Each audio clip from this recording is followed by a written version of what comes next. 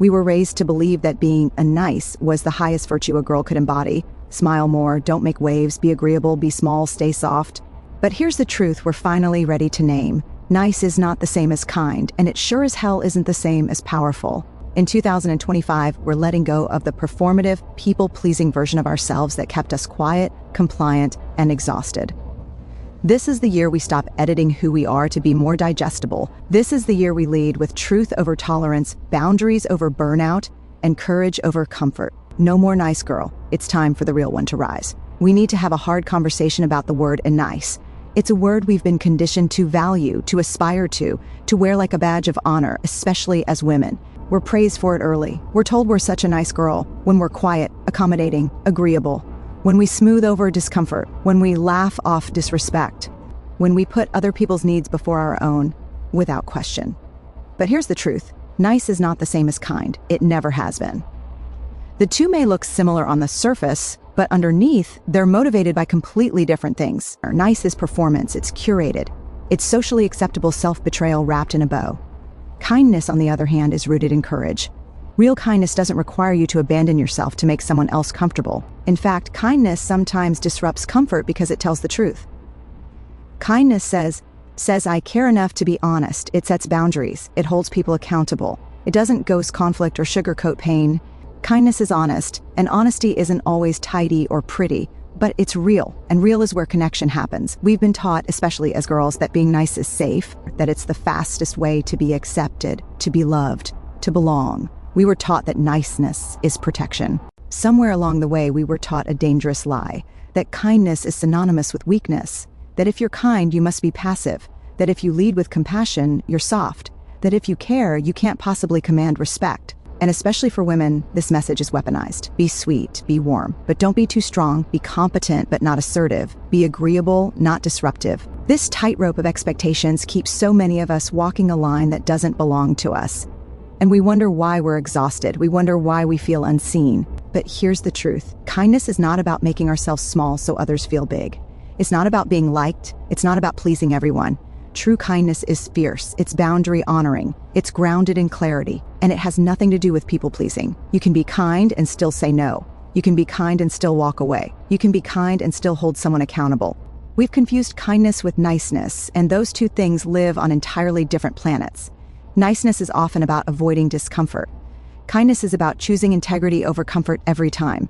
Kindness requires courage. It's easy to be nice when everything's going smoothly. But real kindness shows up in conflict, it shows up in tension, it shows up when there's something to lose. To say something hard in a loving way takes more guts than staying silent. To advocate for yourself or others, kindly but firmly, takes more strength than snapping or retreating. This is not about sugarcoating. It's about truth-telling without cruelty, about showing up fully without burning down the room. It's power with presence, strength without shame.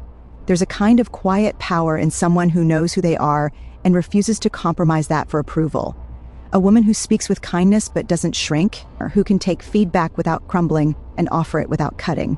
That kind of power is magnetic. Let's talk about armor, the invisible kind. Not the kind made of metal, but the kind stitched together from years of people-pleasing, perfectionism, silence, and self-doubt. The kind we put on every morning before we walk out the door, especially when we know the world doesn't always make room for who we truly are. This armor is subtle.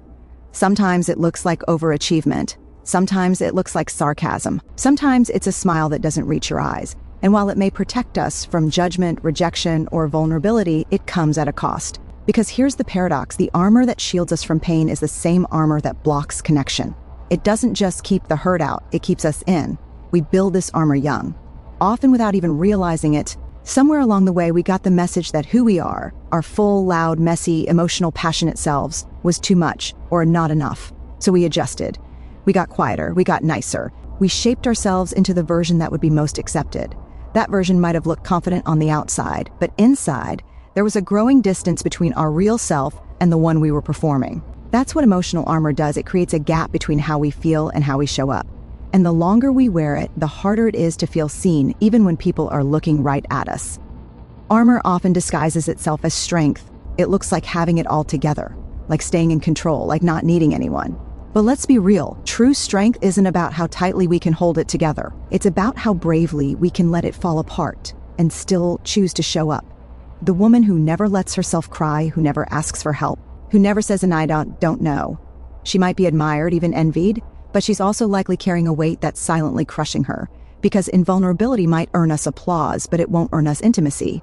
It's not desperate, it's not driven by guilt, it's grounded, it's clear, and it changes everything. We don't need more loud voices, we need more strong hearts. Hearts that know how to say what needs to be said, with love, with clarity, and without apology. This isn't the year of being palatable. This isn't the year of shrinking to fit or softening your truth just to make everyone else more comfortable. This is the year of showing up fully. No more nice girl, no more pretending, no more dimming your own light to let others shine. Kindness isn't canceled. Empathy still matters, but they are no longer required to come at the cost of your voice, your needs, your fire. We are not here to play small. We are here to lead, to disrupt, to create, to challenge, to hold space for hard conversations, and to do all of it with hearts wide open and boundaries fully intact.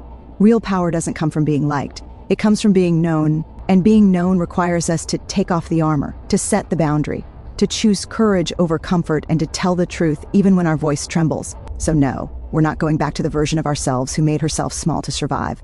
We are stepping forward, louder, clearer, more rooted in truth than ever. The world doesn't need more nice. The world needs more whole, more real, more brave. You don't have to be perfect. You don't have to be fearless. You just have to be honest, present, and willing to choose yourself even when it's hard, especially when it's hard, because that is how we build lives that are not only full, but true. Let 2025 be the year you stop asking for permission. Let it be the year you stop performing. Let it be the year you stand all the way up in your power and say, "Side, I'm not here to be nice. I'm here to be real." And that is more than enough